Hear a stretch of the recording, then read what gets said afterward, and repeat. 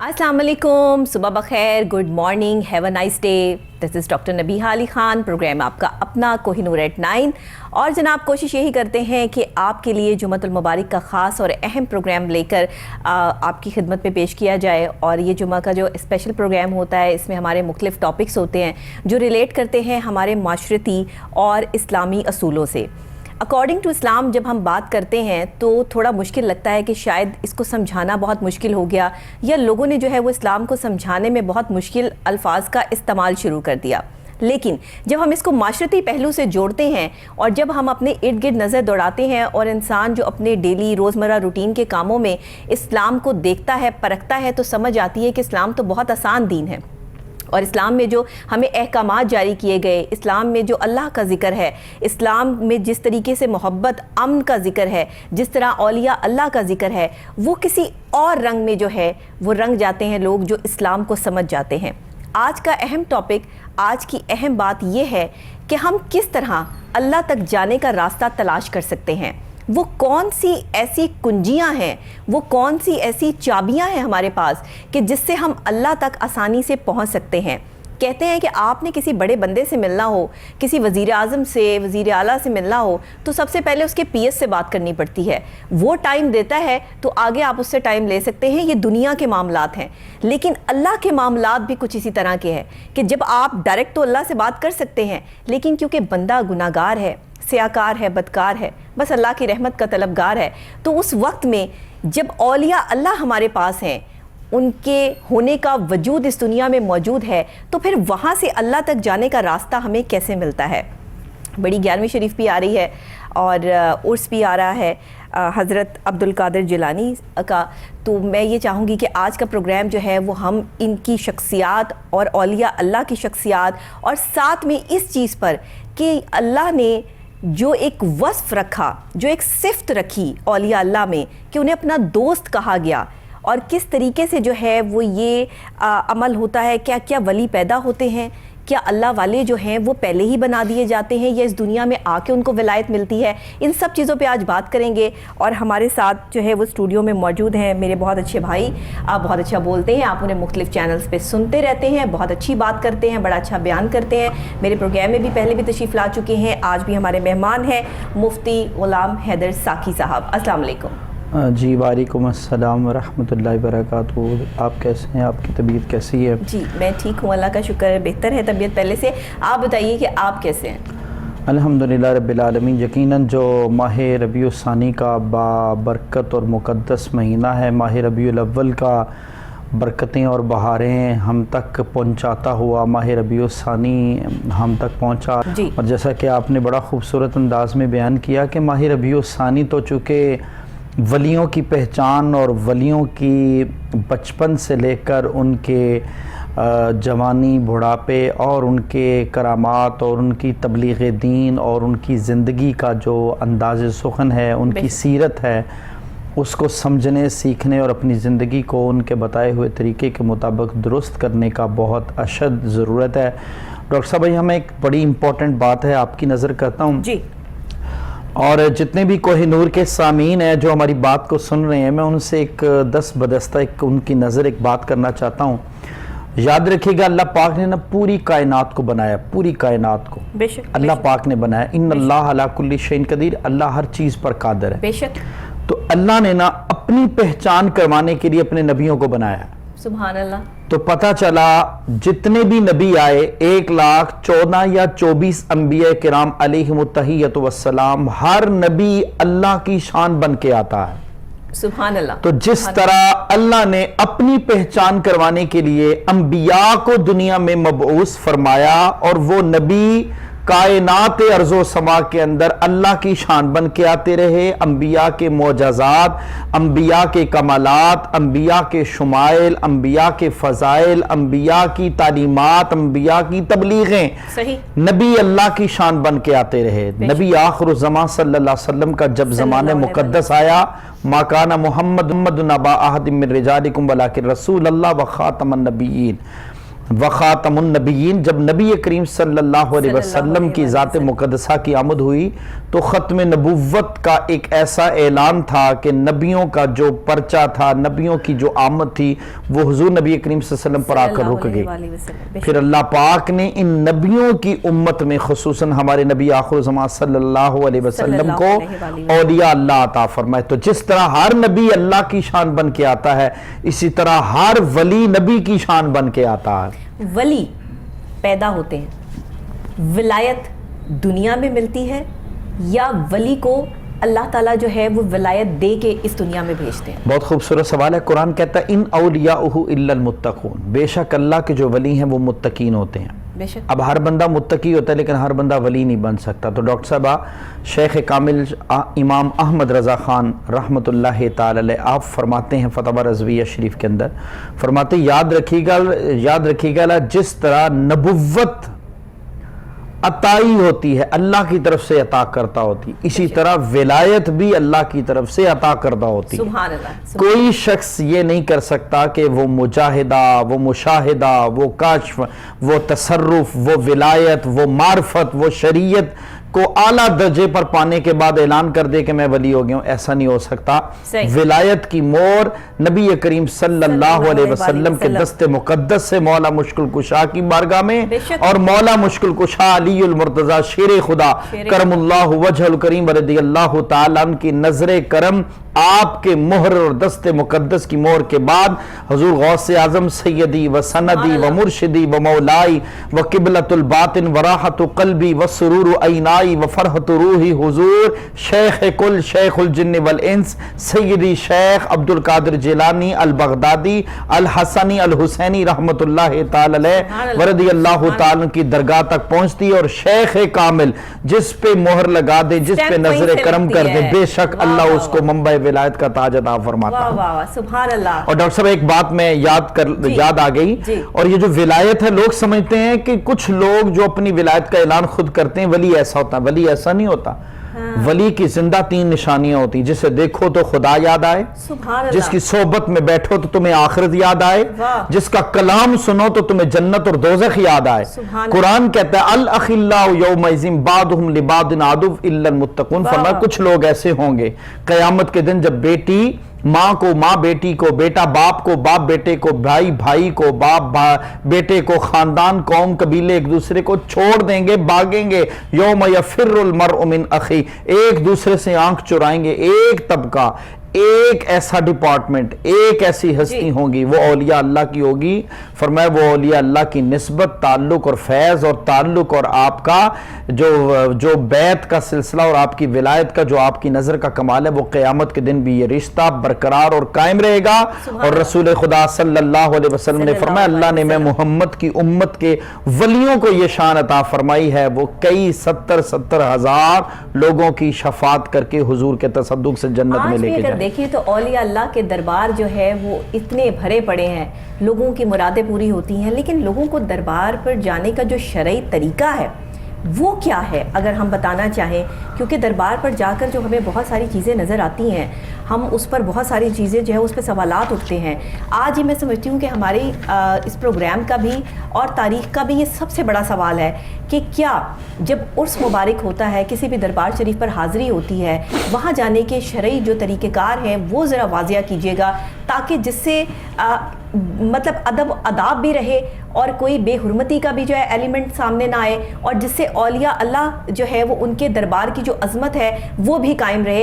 ये लोगों को किस तरह समझना चाहिए? हाँ, बिस्मिल्लाहिर्रहमानिर्रहीम। डॉक्टर साहब सबसे बड़ी इंपॉर्टेंट सबसे अहम बात यह है कि जो विलायत की इब्तिदा है वो शेखैन यानी कि हज़रत अबू बकर सिद्दीक़, उमर, अली, उस्मान रदी अल्लाह ताला अन्हुम अजमाइन, आपके ज़रिए से नीचे सहाबा, ताबीन, तबा ताबीन, गौस, कुतुब, अब्दाल, औलिया उज़्ज़ाम और मुख्तलिफ सलासिल जो हैं उनमें चलती आ रही है। बेशक हम औलिया उज़्ज़ाम के जितनी भी दरगाहें हैं, जितने भी आस्थाने हैं, जितने भी उनके मज़ारात हैं, उन पर जाने का आसान और सादा तरीका अहमद रज़ा ख़ान फ़ाज़िल बरेलवी रहमतुल्लाह ताला ने इरशाद फरमाया है कि कब्र पे जाओ, 10 कदम पीछे खड़े हो जाओ اور جا کر ان پر برسنے والی انوار و تجلیات کی رحمت کے تصدق اور فیض سے اللہ کے حضور دعا کرو کہ اے اللہ جو تو رحمت ان پر فرما رہا ہے، اے اللہ جو تو نے کرم ان پر فرمایا ہے، ان اللہ کے نیک ولیوں کے تصدق سے وہ کرم اور رحمت کی بارش ہم پر بھی فرما، کیونکہ قرآن خود کہتا ہے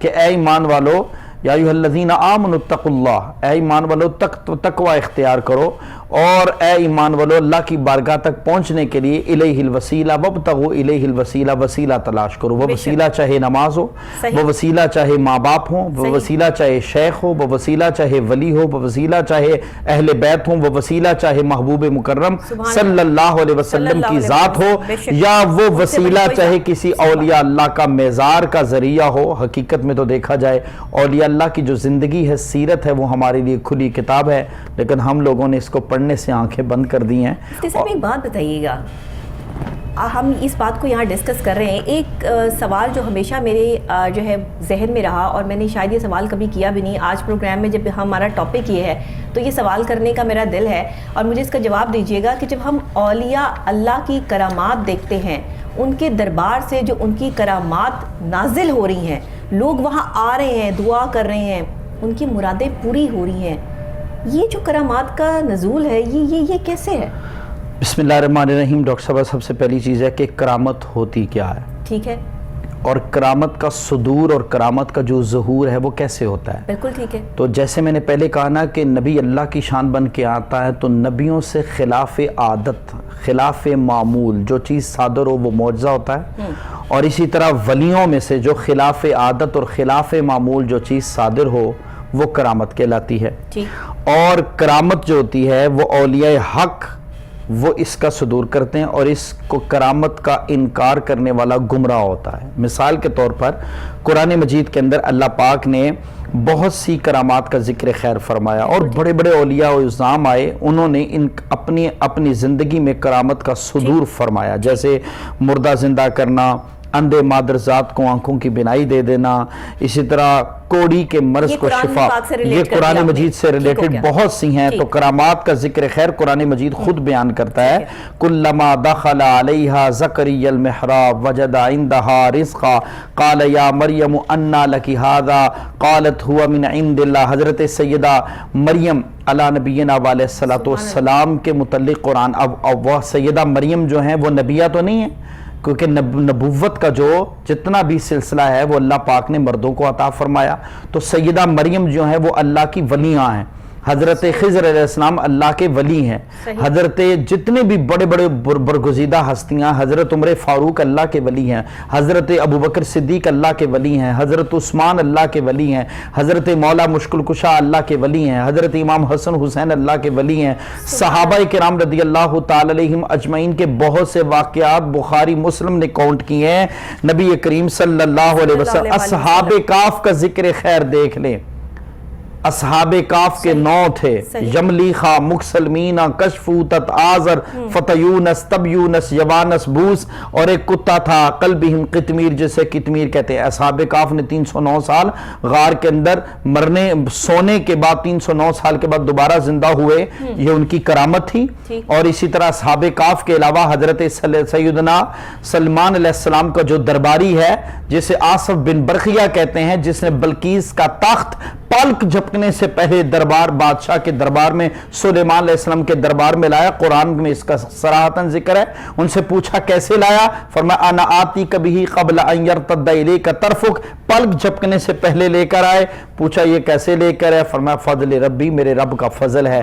تو قرآن مجید بہت سی مثالیں ہیں، حضرت مریم کی کرامات ہے، حضرت اصحاب کاف کا ذکر خیر ہے، حضرت خضر علیہ السلام کا ذکر خیر ہے، حضرت سلیمان علیہ السلام کے درباریوں کا ذکر خیر ہے، حضرت صدیق اکبر رضی اللہ تعالیٰ عنہ کی کرامات ہیں، بڑے بڑے اولیاء و اعظام کا، بزرگان دین کا قرآن خوبصورت بیان کرتا ہے۔ اگر ہم کرامت کا انکار کر دیں، اور مٹھی بھر لوگ جو یہ کوشش کرتے ہیں کہ ولیوں کی شان کو روکا جائے، دبایا جائے، روک دیا جائے، وہ نہیں روک سکتے۔ قرآن خود کہتا ہے فَاذْكُرُونِي أَذْكُرْكُمْ، تم مجھے یاد کرو میں تمہیں یاد کروں گا۔ ڈاکٹر صاحبہ اللہ پاک اپنی ذات کی نفی کر دی اللہ کی رضا کے لیے, اللہ کے آگے جو ہے اپنے راستے کے لیے, کہ آسانی کے لیے, تو پھر اللہ تعالیٰ ان کی بات کیوں نہیں مانے گا؟ یہ بات صرف اتنی ہے کہ کچھ لوگ آپ کے بڑے پیارے ہوتے ہیں اور آپ ان کی بات نہیں ٹال سکتے. بے شک اللہ کے لیے بھی اللہ والے اتنے ہی پیارے ہیں اور اللہ کبھی اپنے اللہ والوں کی بات نہیں ٹالتا. اسی لیے جب بھی ہم مزارات پہ حاضری دیتے ہیں, دربار شریف پہ حاضری دیتے ہیں, تو وہاں جا کر یہ کہنا کہ آپ اللہ سے ہمارے لیے التجا کیجئے, آپ اللہ سے ہمارے لیے دعا کیجئے کہ آپ صاحب دربار ہیں, آپ کے پاس یہ جو ہے وہ اتنی بڑی اپرچونٹی ہے کہ آپ کو جو ہے وہ اتنا بڑا مقام دیا گیا. یہ مقام لینے کے لیے انسان کو اپنی ذات کی نفی کرنی پڑتی ہے. آج کے دور میں بھی ولی موجود ہیں, کیسی بات ہے؟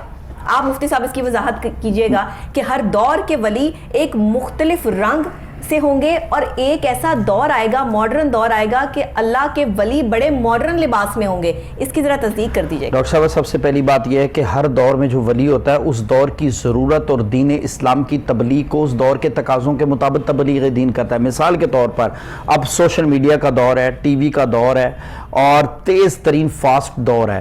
آج کے دور میں اگر کوئی شخص, دور آ گیا, جدید دور ہے, آج کے دور میں اگر کوئی شخص ٹیلی ویژن پہ آ کے تبلیغ کرے, دعوت دے, اصلاح کرے, کوئی اولیاء اللہ ہی چاہے کوئی نہ ہو, لوگ کہیں گے یہ ولی ہے جو ٹی وی پہ آتا ہے. تو کیا ٹی وی اولیاء اللہ کو منع کرتا ہے کہ ٹی وی پہ نہ ہو؟ اولیاء عظام. اور ڈاکٹر صاحب ایک بڑی امپورٹنٹ بات یہ ہے, تشہیر کا ذریعہ ہے نا, جی تبلیغ کا ذریعہ ہے, تشہیر کا ذریعہ, ہر دور کی ضرورت کے مطابق اللہ. جی بے شک. دیکھیں انبیاء کرام کو بھی اللہ پاک نے ایسے عطا فرمائے. عیسیٰ علیہ السلام کا دور تھا, اندھے مادر ذات کو اللہ نے آنکھوں کی بینائی عطا فرمانے کا معجزہ عطا فرمایا. جی اس طرح, اور حضرت موسیٰ علیہ السلام کا زمانہ تھا, جادوگروں کا دور تھا, اللہ پاک نے آپ کو ایسا عصا عطا فرمایا, سارے جادوگروں کا جادو ختم ہو گیا. نبی کریم صلی اللہ علیہ وسلم کا دور ہے, زمانہ ہے, سائنس الٹی چھلانگیں لگا رہی, کوئی مریخ پہ جا رہا ہے, کوئی چاند پہ جا رہا ہے, کوئی سورج کی باتیں کر رہا ہے, زمین کے علاوہ دوسرے سیاروں کی تسخیر کے لیے کائنات دوڑ رہی ہے, سائنسی دور ہے. اللہ پاک نے محبوب کو وہ معجزہ عطا فرمایا معراج کا کہ یہاں تک میرے محبوب کے قدم پہنچے ہیں, ساری زندگی بھی سائنس الٹی چھلانگیں لگاتی رہے, سائنس کا وہاں تک دماغ بھی نہیں پہنچ سکتا جہاں تک میرے محبوب کے قدم پہنچے ہیں. اللہ ہر دور میں ولیوں کو اس دور کے تقاضے کے مطابق کرامات کا ظہور دنیا میں عام کرنے کا درس پیغام دیتا ہے. ہوتی ہوں میں کہ جس انسان کو اللہ نے بنایا ہے اور ایک نطفے سے بنا دیا ہے, اس انسان کی تخلیق یا اس انسان کی ریسرچ اتنی زیادہ کیسے ہو سکتی ہے کہ وہ اللہ کی اس چیز کو جو ہے وہ نکال کے لے آئے کہ جو صرف اللہ نے تخلیق کی ہے, اور اس کے اندر کی ساری چیزیں جو ہے سامنے لے آئے. سائنس تو پروف نہیں کر سکتی, بے شک ڈاکٹر صاحب, کوئی پروف نہیں کر سکتا. بے شک ڈاکٹر صاحب, یہاں پہ ایک اور بات ہے کہ مزارات پہ ہم لوگ جاتے ہیں نا اولیاء اللہ کے پاس, ہمارا مقصد اور ہوتا ہے, لیکن اسلام ہمیں کانسیپٹ الگ دیتا ہے. اسلام ہمیں کہتا ہے جب آپ اولیاء اللہ کے دربار پہ جاؤ, آخرت کی فکر کرو, آخرت مانگو, دنیا نہیں مانگو. دنیا تو مل ہی جائے گی جو آپ کے نصیب میں. جی ہمیں چاہیے کہ ہمیں دربار پہ جائیں, مزارات پہ جائیں, آخرت مانگیں, اپنی قبر کو یاد کریں, اپنی آخرت. تکلیفات ہے نا, اگر آپ ان کے ساتھ شیئر کر رہے ہیں تو وہ اللہ کے دوست ہیں, وہ آپ کی یہ مشکلات بھی حل کر دیتے ہیں کہ میرا بندہ جو ہے وہ یہ میرے پاس یہ لے کر آیا ہے, تو چلو میں اللہ کے ساتھ نے جو ہے وہ ان کا تو کام ہے, وہ تو یہی اپنا فیض بانٹ رہے ہیں, اور رہتی دنیا تک یہ فیض جو ہے وہ بڑھتا رہے گا ایسے ہی.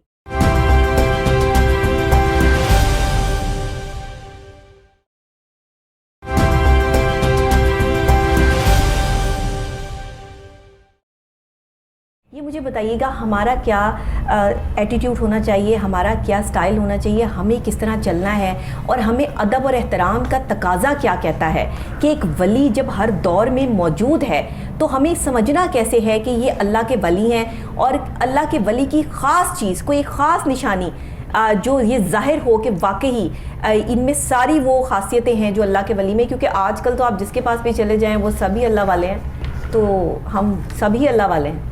ڈاکٹر صاحب سب سے امپورٹنٹ بات یہ ہے کہ سب کو معاف کر دے. بے شک ڈاکٹر صاحب, سب سے امپورٹنٹ یہاں پہ یہ بات ہے کہ جو آج کے دور میں اولیاء اللہ ہیں, ان اولیاء اللہ کی پہچان کرنے کے لیے ہمارے پاس آنکھ بھی موجود ہونی چاہیے. صحیح.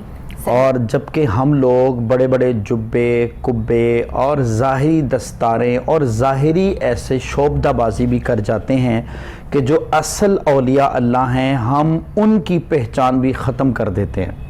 اور جو لوگ منتظر ہیں کہ ہمیں کوئی اللہ کا ولی ملے، ہم اس کے ہاتھ پہ بیعت کریں، ہم اپنی فکر کریں، ہم آخرت کی فکر کریں، ہم اپنے آپ کو درست ہم راہ ہدایت کو تلاش کریں، ہم راہ ہدایت کے مسافر بنیں۔ جب وہ اس چیز کی تلاش میں ہوتے ہیں، بعض لوگوں نے یہ کہہ دیا جس کو جتنا زیادہ پروٹوکول ملے گا وہ اتنا بڑا ولی اللہ ہوگا۔ بعض لوگوں کا یہ مائنڈ ہے کہ جس بندے کے بعد جتنا زیادہ پیسہ ہوگا، وہ لنگر بانٹے گا، وہ اتنا بڑا ولی ہے۔ نہیں، ولی اللہ کی پہچان اور نشانی یہ ہے کہ ولی وہ ہوتا ہے جسے دیکھو تو تمہیں خدا یاد آئے، اللہ کی معرفت یاد آئے، اللہ کی صفات تمہیں یاد آئیں کہ اللہ کتنا کریم ہے، اللہ کتنا رحیم ہے، اللہ کتنا شفیق ہے۔ اور دوسری بڑی امپورٹنٹ بات ہے، اولیاء اللہ کی جو زندگی وہ ہمارے سامنے کھلی کتاب ہوتی ہے۔ شیخ عبد القادر جیلانی، سادہ زندگی، شیخ عبد القادر جیلانی رحمۃ اللہ تعالی علیہ، ایک چھوٹی سی میں مثال آپ کو پیش کرتا ہوں۔ آپ کا نام مبارک ماں نے عبد القادر رکھا تھا، اور فرماتے ہیں اور آپ کے والد گرامی کا نام ابو صالح جنگی دوست تھا، اور آپ کی جو ولادت ہے وہ چونکہ جیلان کے ایک قصبے میں ہوئی اور ایک قول کے مطابق 470 ہجری میں ہوئی۔ شیخ عبد القادر جیلانی رحمۃ اللہ تعالی کو جو والد ہیں ابو صالح جنگی دوست، آپ ایک دفعہ چل رہے تھے، چلتے چلتے بھوک نے آپ کو پشیماں کیا، تو ایک دریا کے کنارے چلتے چلتے آپ گئے تو آگے دریا میں دوسری سمت سے، الٹی سمت سے ایک سیب پانی میں تیرتا ہوا آ رہا تھا۔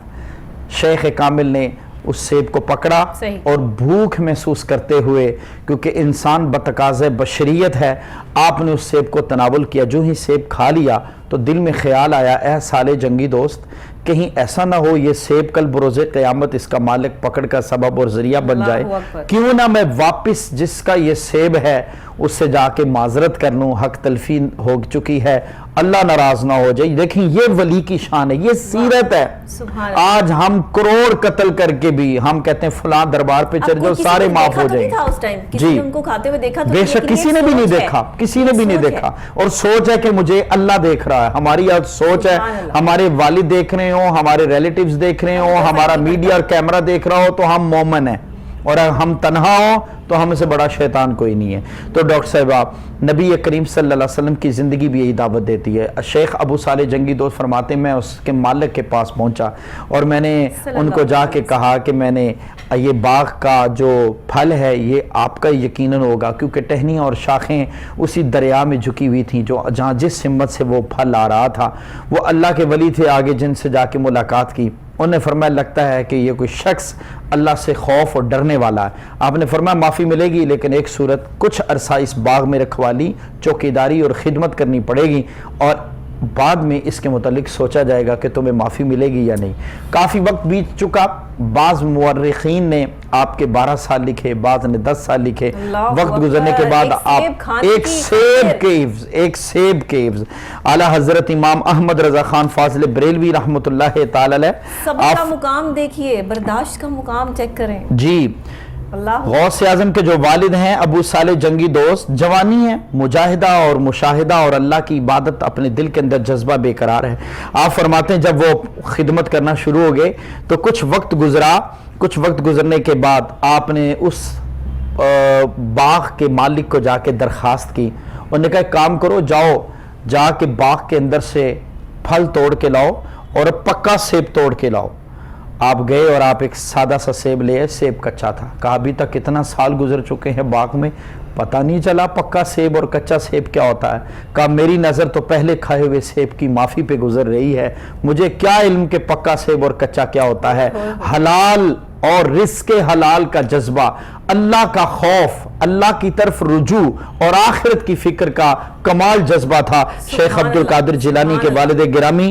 آپ سیدنا ابو صالح جنگی دوست نے جب وقت گزار لیا 12 سال تو حضرت عبداللہ سومی رحمۃ اللہ تعالی علیہ آپ کی بارگاہ میں اب تو معافی دے دو۔ فرمایا ایک شرط اور ہے۔ کہا وہ کون سا؟ کہا میری ایک بیٹی ہے، آنکھوں سے نبینی ہے، کان سے بہری ہے، زبان سے وہ گونگی ہے، بول نہیں سکتی، اور ہاتھ اور پاؤں سے معذور ہے۔ اگر میں اپنی بیٹی کا رشتہ آپ کے نکاح میں دے دوں تو کیا آپ قبول کر لیں گے؟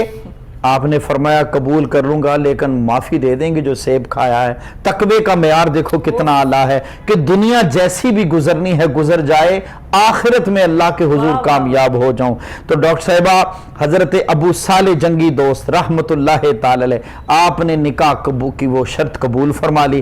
وقت مقررہ پر حضرت عبداللہ سومی رحمت اللہ تعالی علیہ آپ نے نکاح کر دیا اپنی بیٹی کے ساتھ۔ فرماتے کمرہ عروسی میں پہنچے، کمرہ عروسی میں جب کمرہ عروسی میں گئے تو اپنے حجرے میں جا کے کیا دیکھا؟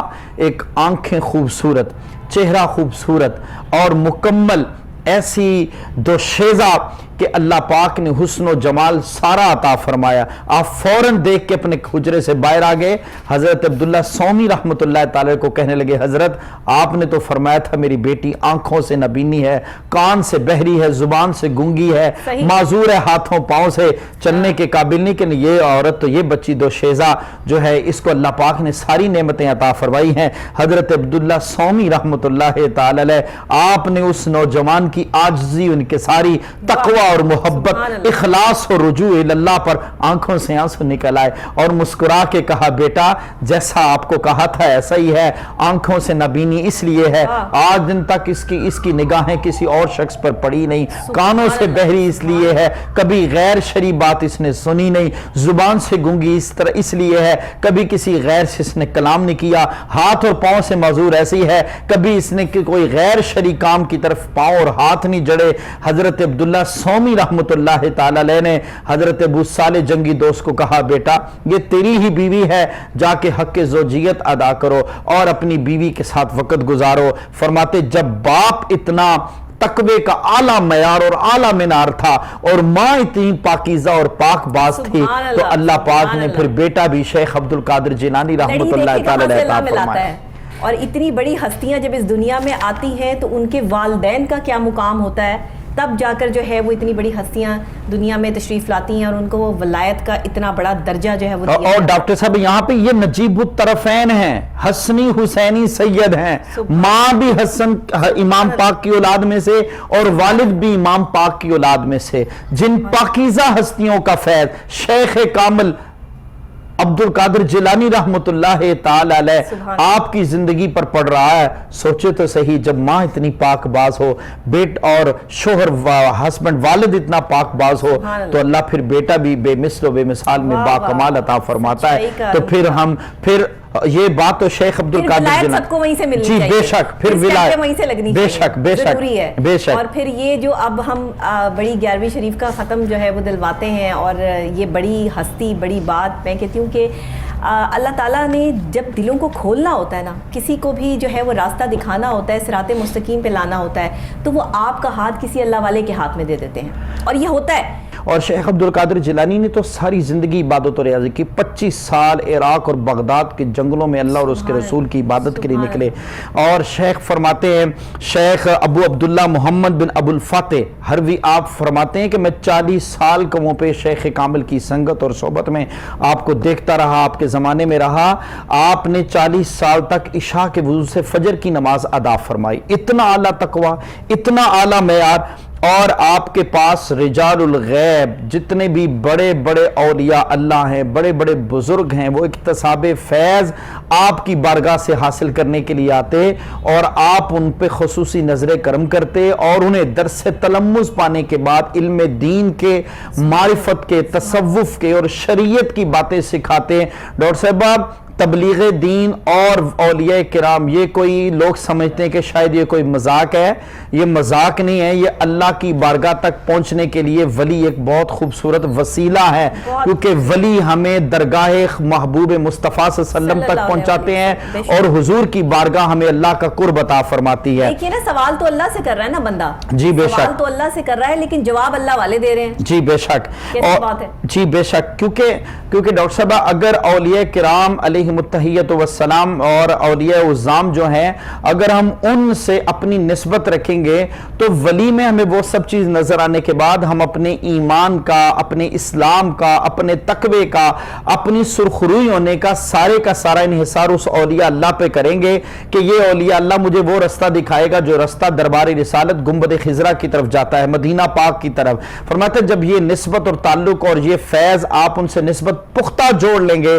تو پھر وہ ہمیں ہمیں حضور نبی کریم صلی اللہ علیہ وسلم کی بارگاہ بے کس پناہ کی طرف لے کے جائیں گے. اور شیخ محقق شیخ عبدالحق محدث دہلوی رحمۃ اللہ تعالی فرماتے ہیں غوث اعظم کی مجلس وہ مجلس ہوا کرتی تھی جہاں پر کل اولیاء عظام اور جسمانی حیات ارواح کے ساتھ نیز جن و ملائک آپ کی بارگاہ بے کس پناہ میں بیٹھے ہوتے اور آپ اپنی مجلس کے اندر اتنی بڑی تعداد میں اتنا خوبصورت واض و نصیحت فرماتے. حالانکہ شیخ عبد القادر جیلانی اجمی تھے, عربی نہیں تھے.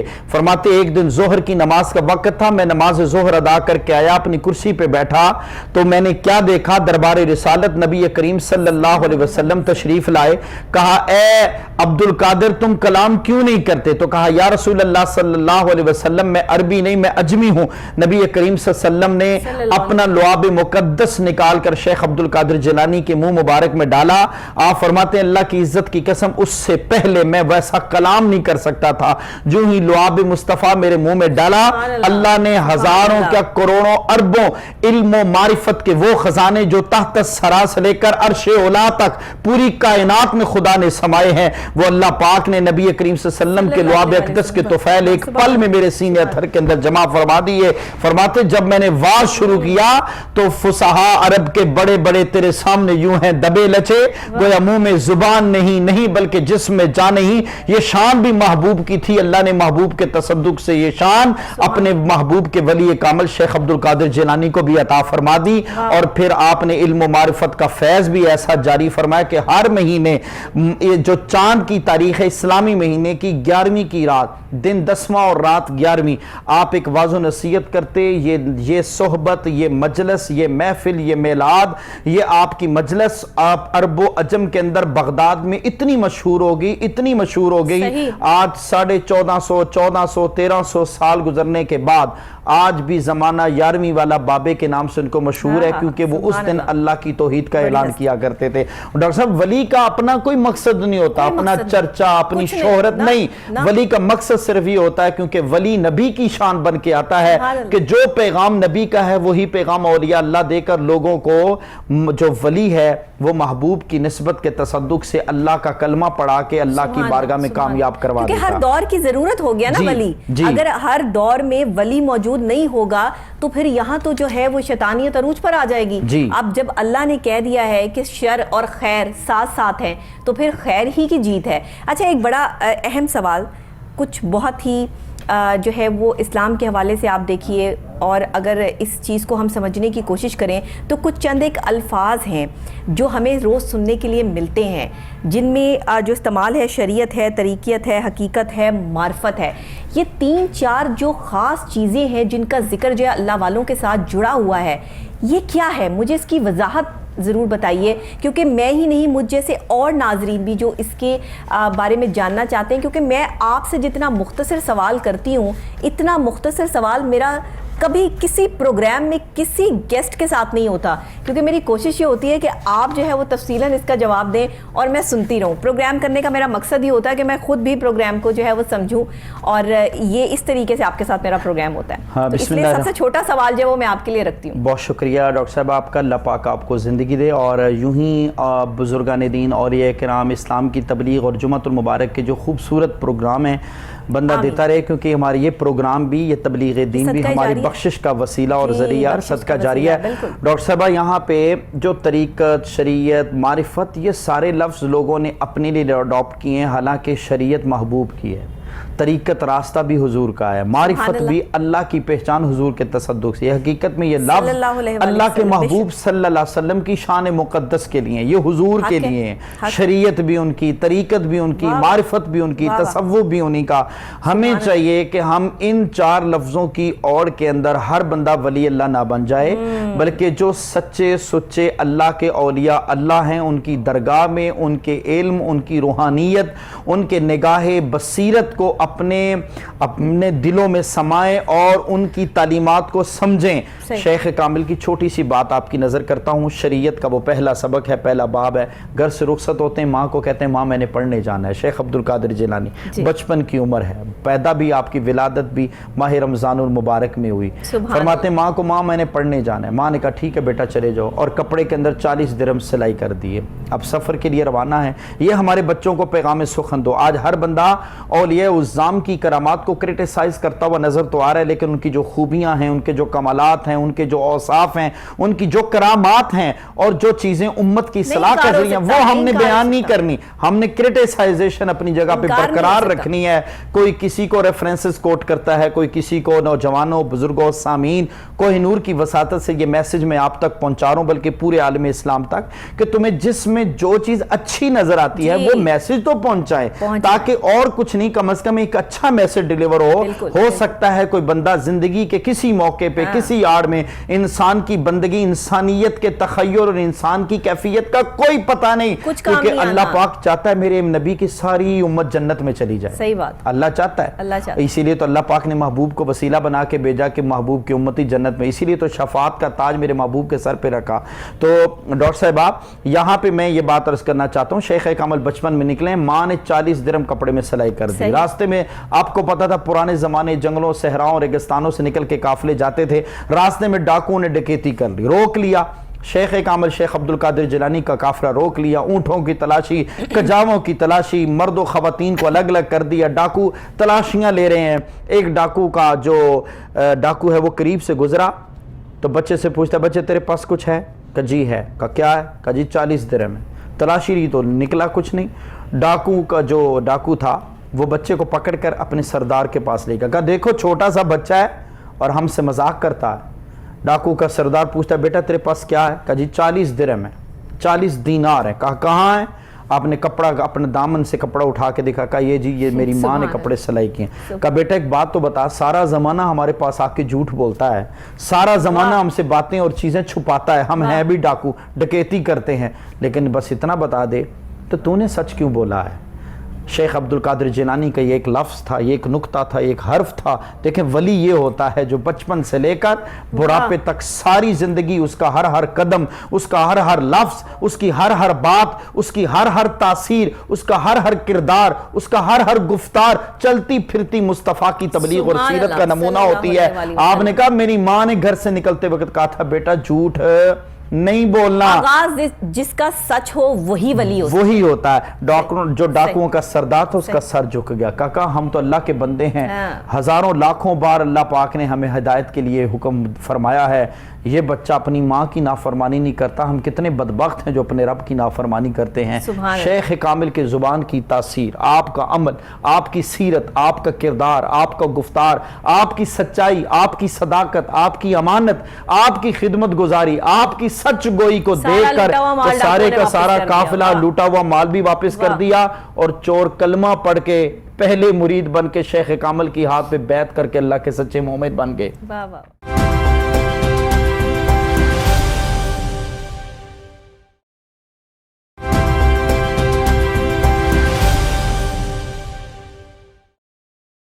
اللہ تعالیٰ راستہ آسان کر دے اور ہمیں یہ راستہ دکھا دے کہ صحیح راستہ کیا ہے. ہمیں صحیح اور غلط کی جس دن تمیز آ گئی نا مفتی صاحب, میں سمجھتی ہوں ہمارے معاشرے سے برائیوں کا خاتمہ ہو جائے گا. آج ہم برے اس لیے ہیں کیونکہ ہم برائی کو برائی سمجھتے نہیں ہیں. آج ہم برے اس لیے ہیں کیونکہ ہم برائی دیکھ کر خاموش ہو جاتے ہیں. آج ہم برے اس لیے ہیں کہ ہمیں پتہ سب کچھ ہے کہ یہ برا ہے, لیکن ہمارے اندر بولنے کی سکت نہیں ہے. ہم وہاں خاموش ہو جاتے ہیں کہ یہ طاقتور ہے, برائی کر رہا ہے, اگر ہم یہاں بولیں گے تو ہمارا بھی کام جو ہے وہ خراب ہو جائے گا. اور دوسرے کے ساتھ زیادتی ہوتے ہوئے ہم اپنی آنکھوں سے دیکھتے ہیں اور وہاں سے ہم چپکے سے جو ہے وہ سر جھکا کے نکل جاتے ہیں. یہ جو آپ سر جھکا کے نکلے ہیں نا, اس کی کتنی بڑی قیمت آپ کو اپنی زندگی میں ادا کرنی پڑے گی, یہ آپ نہیں جانتے, کیونکہ یہ آنے والا وقت آپ کو بتائے گا. آپ کو کوئی نہیں دیکھ رہا لیکن آپ کو اللہ دیکھ رہا ہے. اور جب انسان کے اندر یہ سوچ ہونا کہ وہ گناہ اس جو ہے وہ ڈر سے نہ کرے کہ یار کوئی نہیں ہے یہاں پہ, میرے پاس ساری اپرچونٹی ہے, میں آزاد ہوں, میں جو مرضی کر سکتا ہوں یا کر سکتی ہوں, لیکن اگر میں پھر بھی غلط نہیں ہوں تو اس کا مطلب کیا ہے کہ میرے دل میں اللہ کا خوف ہے, کہ مجھے اپنی آخرت کی فکر ہے, کہ میں نے جب قبر میں جانا ہے تو کسی نے میرا ساتھ نہیں دینا, کسی نے آ کر یہ نہیں کہنا کہ یہاں پر یہ صاحب یا صاحبہ جو ہے وہ موجود ہیں تو ہم ان کی گواہی دیتے ہیں کہ یہ بہت اچھے تھے. نہ, وہاں صرف آپ کے اعمال چلیں گے. تو اعمال کیا ہیں؟ عمال یہ ہے کہ ہم غلط کو غلط نہیں تصور کرتے, صحیح کو صحیح نہیں مانتے. یہ جو چیزیں ہیں یہ ہمیں اور ہمارے تکبر ہمیں لے ڈوبیں گے. اور مفتی صاحب میں چاہتی ہوں کہ آج ہمارے معاشرے سے ریلیٹ کرتے ہوئے جو آج ہم نے ٹاپک رکھا ہے اولیاء اللہ کا, کہ کس طرح یہاں سے ہمیں یہ سبق ملتا ہے, بڑی آسانی سے ہمیں جو ہے وہ سمجھ آ جانا چاہیے کہ اولیاء اللہ جو ہے وہ ان کا طریقہ کار کیا ہے, وہ ہمیں سمجھا کیا رہے ہیں, لیکن ہم نہیں سمجھتے. کیوں؟ ڈاکٹر صاحب اصل میں نا اللہ کے کرنے والے کام مخلوق نے سنبھالنی ہے, اور مخلوق کا کرنے والے کام ہم نے اللہ پہ ڈال دی ہیں.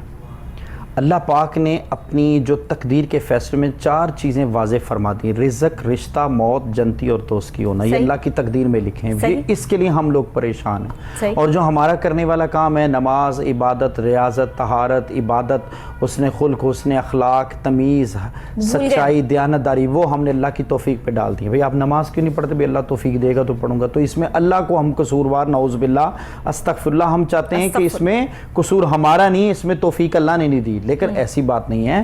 اللہ کے کرنے والے کام ہمیں نہیں سنبھالنے چاہیے, ہمارے اوپر جو ذمہ داریاں وہ ہمیں خود کرنی چاہیے.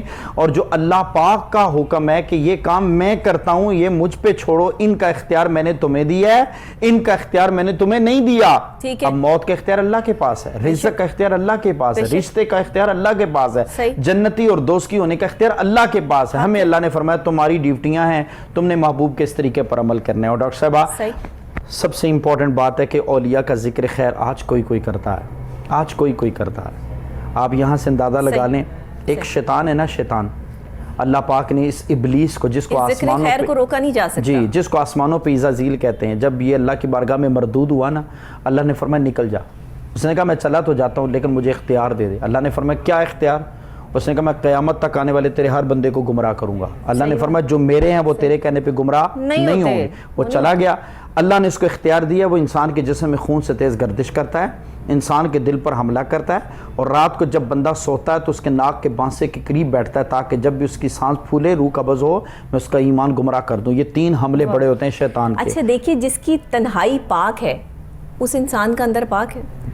بے شک, یہ تنہائی کی بات ہے. آپ تنہا ہیں تو آپ کچھ بھی کر سکتے ہیں نا, آپ کے پاس اپرچونٹی ہے, آپ کو کس نے دیکھنا ہے, کس نے آپ کی ویڈیو بنانی ہے, کس نے جو ہے وہ سوشل میڈیا پہ ہائی لائٹ کرنا ہے, کس نے کیا کرنا ہے. لیکن اگر آپ کی تنہائی صرف آپ کے اللہ کے ساتھ ہے نا, اور آپ کا رونا اور آپ کے آنسو صرف اللہ کے اور آپ کے درمیان میں ہے, تو پھر وہ مقام جو ہے وہ کوئی آپ سے چھین نہیں سکتا جو اللہ نے آپ کو دینا ہے. پھر لوگوں پہ واجب ہو جانا ہے آپ کی عزت کرنا. ڈاکٹر صاحب آپ والی بات کی میں صرف یہاں ایک بات ہے کہ ایک دن صبح کا ٹائم تھا, حضرت زید بن حارثہ رضی اللہ تعالیٰ عنہ ایسے گزرے تو حضور نے ان کی طرف دیکھے, کہا کئی فاصبحتک یا حارثہ, اے حارثہ آج تیری صبح کیسے ہوئی؟ کہا یا رسول اللہ قد مؤمنا حقا, حالت ایمان میں میری صبح ہوئی. کہا اچھا, ہر چیز کی کوئی نہ کوئی حقیقت ہوتی ہے, بتا ذرا تیرے ایمان کی حقیقت کیا؟ آپ نے فرمایا میرے ایمان کی 3 چیزیں ہیں. نمبر 1, پہلی, خود دنیا میں ہوں, دنیا خود ہی میں نہیں ہے. کل کائنات کی ولایت, معرفت, تصوف, شریعت, اللہ کی عزت کی قسم, یہی باتیں ہیں 3 جو زید بن حارثہ نے حضور کی مجلس میں بیان کی. باقی سب کچھ مغلظات اور فضولیات, لغویات, تشریحات, مباحثات, تقریرات, سب کچھ فضول ہیں. اصل یہ 3 چیزیں, پہلی خود دنیا میں ہوں, دنیا خود ہی میں نہیں ہے. نمبر 2, جب سے یہ کیفیت ہے رات بھر سیراب ہوتا ہوں, دن بھر پیاسا مارا پھرتا ہوں. پانی کی پیاس نہیں, اپنے پیا کی ملاقات کی پیاس, کیونکہ رات کے آخری پہر میں اللہ آسمان دنیا پہ اجلال فرماتا ہے اور اعلان فرماتا ہے کوئی مجھ سے رزق مانگنے والا میں رزق دے دوں, ہے کوئی مجھ سے اولاد مانگنے والا میں اولاد دے دوں, ہے کوئی مجھ سے اعلیٰ میں مبتلن فوافی عافیت مانگنے والا میں اسے عافیت سے چھٹکارا دے دوں. ہم رات کو خواب خرگوش میں بے ہوش ہوئے ہوتے ہیں. زید بن حارثہ فرماتے دوسری یہ میری ایمان کی حقیقت ہے کہ جب سے خود دنیا میں ہوں, دنیا خود ہی میں نہیں ہے. خود دنیا میں رہتا ہوں, دنیا کو خود ہی میں نہیں رہنے دیتا.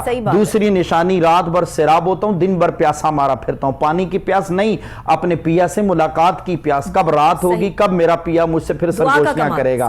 फरमाया जब से ये दो कैफियत है। तीसरी बड़ी इंपॉर्टेंट बात, खड़ा फर्श पे होता हूँ, अल्लाह के अर्श को अपनी आंखों से देख रहा होता हूँ। एक आम अल्लाह के नबी के सहाबी की शान अज़मत का आलम यह है कि उसके ईमान की कैफियत, खड़ा फर्श पे होता है, अल्लाह के अर्श को देख सकता है। सोचे तो सही महबूब की उम्मत के वलियों की शान अज़मत का आलम क्या होगा। आज हम इतने गाफिल हैं कि हमारे पास कोई मजबूर शख्स आए, कोई मजबूर खातून या मजबूर मर्द आए, तो हम उसे गलत तरफ जाने का मशवरा देते हैं कि यहीं से पैसा मिलेगा, यहीं से काम होगा, इसके अलावा तुम्हारा काम नहीं हो सकता। हम उसे अल्लाह के रास्ते पे क्यों नहीं लगाते? हम उसको ये क्यों नहीं सिखाते कि वो उस वक्त में उठ के अल्लाह से जो है वो अपने ईमान की सलामती मांगे और अल्लाह से वो दुआ करे कि या अल्लाह मुझे ईमान और इज़्ज़त के साथ रिज़्क़ अता फरमा दे। हो सकता है कि, और हो क्या सकता है, ये हकीकत है कि वो दरवाज़ा जो है वो ज़रूर खुलेगा। जब अल्लाह को आपने जो है वो दुआ की ही नहीं और आपने ये कहा मेरी तकदीर में यही था कि मैंने ये गुनाह करना था या मैंने ये गलत करना था, अगर आप दुआ करते तो हो सकता था आपकी ये तकदीर बदल जाती।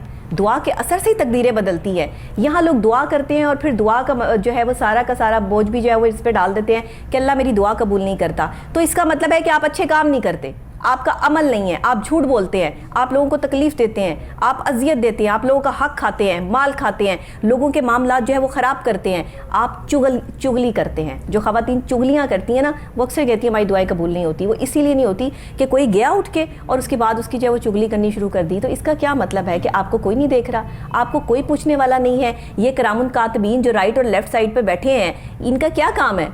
फिर ये क्यों आपके साथ है? अगर इन्होंने लिखना ही नहीं है आपके सच्चाई और आपकी जो है वो, मैं तो कहती हूँ कि हमारी गलतियाँ इतनी होती हैं, हम इतने झूठ बोलते हैं, तो जो ये फरिश्ता होगा जिसने हमें दोज़ख में लेके जाना है, तो वो तो उसकी तो किताबें भर जाती होंगी कि यार ये तो क्या इंसान है कि कितने बड़े बड़े मजाक करते हैं लोगों से, कितने बड़े बड़े धोखे देते हैं, फ्रॉड लगाते हैं।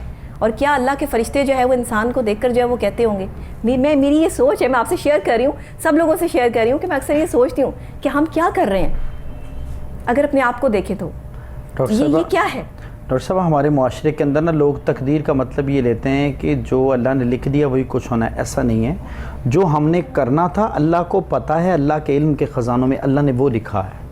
आज के दौर में औलिया अल्लाह से जिस तरह हम एक इंसान को सीखने का पैगाम दे रहे हैं, कौन कौन सी ऐसी चीज़ा बातें हैं जो आप अपने पैगाम में लोगों को कहना चाहेंगे, ख़ासतौर पे हमारे यंगस्टर्स को, हमारी आने वाली नई नस्ल को, कि हमें अपने औलिया अल्लाह की तालीमात को कैसे आने वाले वक्त में जदीद दौर में जदीद तरीके से ज़िंदा रखना है?